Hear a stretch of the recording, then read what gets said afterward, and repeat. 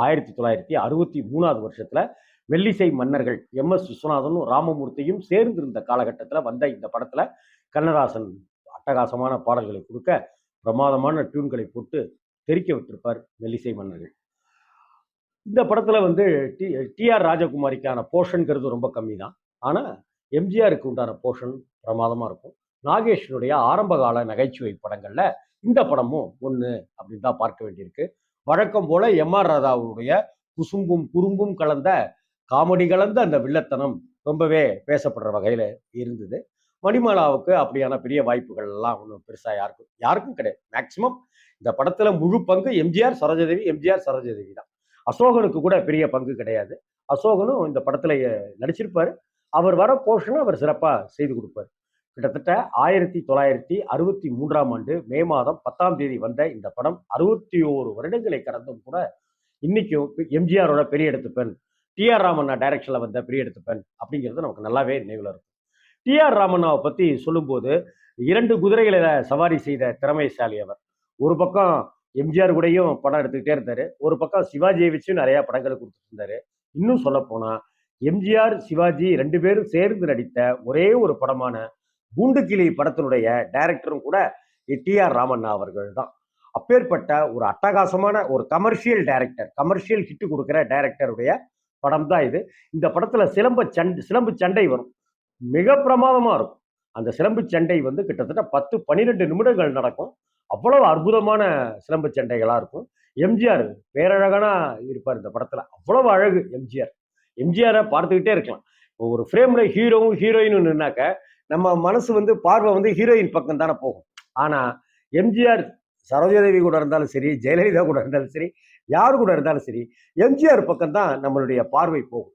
அந்த அளவுக்கு அட்ராக்ட் பண்ணக்கூடிய ஒரு ஆளுமை அவர்கிட்ட உண்டு, கவர்ச்சி அவர்கிட்ட உண்டு, அழகு அவர்கிட்ட உண்டு. அப்படிப்பட்ட ஒரு கவர்ச்சியும் அழகுமா எம்ஜிஆர் சும்மா டகடகன்னு ஜொலிச்சார் ஒரு பிளாக் அண்ட் ஒயிட் படத்துல. ஆமா, இந்த படம் ஒரு பிளாக் அண்ட் ஒயிட் படம். நல்ல வசூல் கொடுத்தது. கிட்டத்தட்ட மதுரை மாதிரியான ஊர்கள் எல்லாம் 100-150 நாட்களை கடந்து ஓடி ஹவுஸ்ஃபுல், தொடர்ந்து ஹவுஸ்ஃபுல் காட்சிகளா ஓடிச்சு. திருச்சி மாதிரியான நகரங்கள்லையும் சென்னையிலேயே கூட இந்த படம் வந்து 100 நாளை கடந்து ஓடி வசூல் சாதனை படைச்சது அப்படின்னு தான் சொல்லணும். படத்திற்கு உண்டான பட்ஜெட்டை விட 4 மடங்கு டி.ஆர். ராமண்ணாவுக்கு லாபம் கொடுத்ததாக அன்னைக்கு பத்திரிகைகள்ல பேட்டியிலலாம் வந்தது. பத்திரிகைகள் எல்லாமே எழுதினாங்க. அந்த அளவுக்கு மிகப்பெரிய ஹிட் கொடுத்ததுனால தான் இது எம்ஜிஆர் ஃபார்முலாங்கிறத தாண்டி ஒரு சினிமாவுக்கான ஃபார்முலாவே இது மாற ஆரம்பிச்சு. ஒரு சினிமா ஃபார்முலா இதை வச்சுக்கிட்டு நீங்க ஒரு நூல் பிடிச்சி ஒரு கதை, இன்னொரு நூல் பிடிச்சி ஒரு கதை, இன்னொரு நூல் பிடிச்சி இப்ப பாருங்க, அக்காவை பழிதிருத்ததுக்காக, அக்காவை இப்படி பண்ணிட்டதுக்காக எம்.ஆர். ராதாவை பழிவாங்கிறத வச்சுட்டு ஒரு கதை பண்ணிடலாம். அடாவடித்தனம் பண்ற சரோஜாதேவியை வச்சுக்கிட்டு இப்படி ஒரு கதை பண்ணிடலாம். தன்னுடைய முறப்பொண்ணை நமக்கு மயக்க மருந்தெல்லாம் கொடுத்து சிலம்பு சண்டையில ஏமாத்திட்டான் அப்படிங்கிற காரணத்துக்காக வில்லனை வச்சுக்கிட்டு முறைப்பொண்ணை இதை வச்சுட்டு ஒரு வன்மத்தை வச்சுக்கிட்டு ஒரு படத்தை ஒன்று பண்ணிடலாம். பணத்தாசை பிடிச்சி திரியிற எம்.ஆர். ராதாவை வச்சுக்கிட்டு ஒரு படம் பண்ணிடலாம். இப்படி இந்த படத்தை இந்த ஒரு கதையை வச்சுக்கிட்டு பெரிய இடத்து பெண் அப்படிங்கிற ஒரு கான்செப்டை வச்சுக்கிட்டு கிளை கிளையா ஒரு உருவி அவ்வளவு படங்கள் பண்றதுக்கு இதுல அத்தனை ஸ்கோப்புகள் இருக்கு. இந்த படத்துல எம்ஜிஆருடைய நடிப்பு ரொம்ப இயல்பா இருக்கும். ரொம்ப இயல்பான நடிப்பை எம்ஜிஆர் கொடுத்திருப்பாரு. சரோஜாதேவியினுடைய நடிப்பு அப்படிங்கிறது பெரிய அளவுக்கு இல்லாட்டினாலும் கூட சரோஜாதேவி படம் நெடுக வந்துகிட்டே இருப்பார்.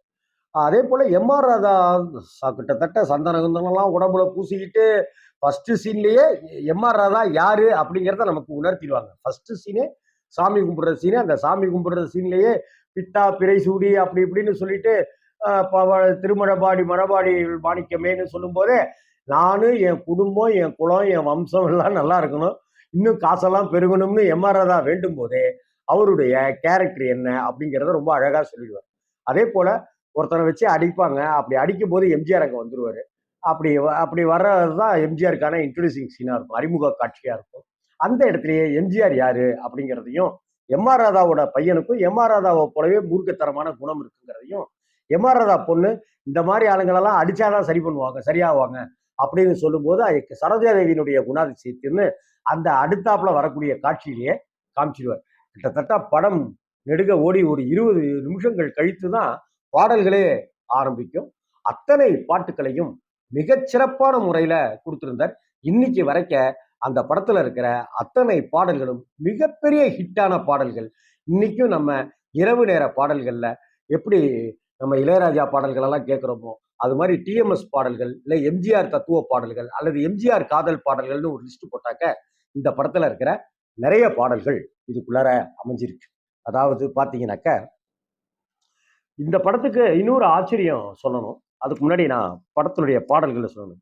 கண்ணென்ன கண்ணென்ன கலங்குது, ஒன்னென்ன பொண்ணென்ன நினைக்குது, என்னென்ன என்னென்ன அந்த பாட்டு அதுலதான். துள்ளி ஓடும் கால்கள் எங்கே அப்படின்னு ஒரு பாட்டு. அப்புறம் ரகசியம், பரம ரகசியம் அப்படின்னு சரோஜதேவிக்காக ஒரு பாட்டு. அவனுக்கு என்ன தூங்கி விட்டான் அகப்பட்டவன் நான் அல்லவா அந்த பாட்டு. முக்கியமான பாட்டு பாரப்பா பழனியப்பா பட்டணமாம் பட்டணமா மாட்டு வண்டியை ஓட்டிக்கிட்டே எம்ஜிஆர் பாடுகிற அந்த பாட்டு. அந்த பட்டணத்தை சொல்லுகிற வரையற பட்டணம் எப்படி இருக்குன்னு கண்ணதாசனுடைய சிந்தனைகள். அந்த பாரப்பா பழனியப்பா சக்கா சக்கா சக்கன்னு டிஎம்எஸ் சொல்றது என்ன, அதுக்கு எம்ஜிஆர் வாயை சேர்க்கிற ஜாலி என்ன பிரமாதமா இருக்கும். அதே போல அன்று வந்ததும் அதே நிலா சச்சச்சா, இன்று வந்ததும் இதே நிலா சச்சச்சா, இது மாதிரி எல்லா பாடல்களும் மிகப்பெரிய வரவேற்பை பெற்றன.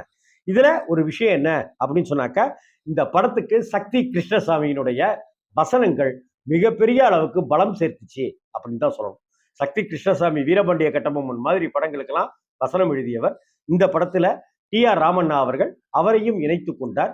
அவருடைய வசனங்கள் படத்திற்கு மிகப்பெரிய அளவுக்கு பலம் சேர்த்தன.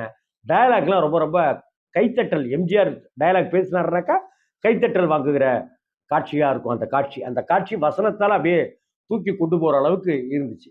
1963 மே மாதம் 10 வந்து 61 ஆண்டுகள் ஆன பெரிய இடத்து பெண்ணை நம்மால் மறக்கவே முடியாது.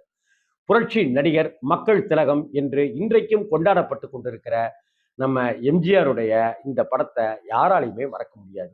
எம்ஜிஆர் சரோஜாதேவி ஜோடியில சிறப்பான பட பட்டியல்ல இந்த பெரிய இடத்து பெண் படத்துக்கும் ஒரு பங்கு இருக்கு. அதே போல டி.ஆர். ராமண்ணா அவர்கள் கொடுத்த ஹிட் பட வரிசைகளை பார்த்தோம்னாக்க பெரிய இடத்து பெண் அப்படிங்கிறதுக்கு ஒரு தனி இடம் ஒன்று இருக்கு. டி.ஆர். ராஜகுமாரி நடித்த மறக்க முடியாத படங்கள் அப்படின்னு சொல்லும்போது இந்த படத்தையும் நாம கண்டிப்பா சொல்லியே ஆகணும். இப்படி பல வகைகள்ல சிறந்த படமாக இருக்கிற இந்த பெரிய இடத்து பெண் படத்தை 61 ஆண்டுகள் கழித்து இன்னைக்கும் இந்த படத்தை நம்ம பார்க்க முடியுதுங்கிறதே சந்தோஷமான விஷயம்.